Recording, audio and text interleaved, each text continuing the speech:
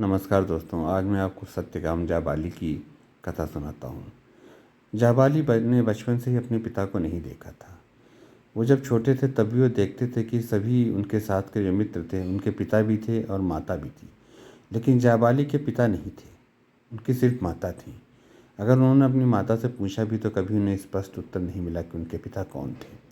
जब जाबाली 5 वर्ष के हुए तो उनकी माता ने, जैसा कि एक नियम था कि सभी बच्चों को गुरुकुल भेजा जाता था, उनकी माता ने भी उन्हें गुरुकुल पढ़ने के लिए भेजा। जब वो अपने गुरु के पास पहुँचे तो वहाँ पे जो गुरु थे उन्होंने उनसे पूछा कि उनके पिता का क्या नाम है। क्योंकि जाबाली अपने पिता को नहीं जानते थे तो वो वापस अपनी माता के पास आए और उन्होंने पूछा अपनी माँ से कि मेरे पिता का क्या नाम है।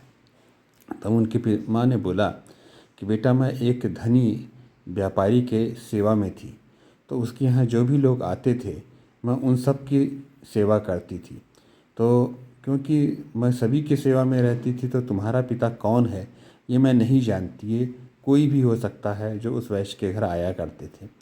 ये बात सुनकर जाबाली वापस अपने गुरु के पास गए और उन्होंने पूरी बात स्पष्ट रूप से बता दी। उनकी बात सुनकर उनके गुरु बेहद प्रसन्न हुए और उनकी सत्यवादिता जानकर उन्होंने उन्हें अपने आश्रम में शिक्षित होने का अधिकार दिया।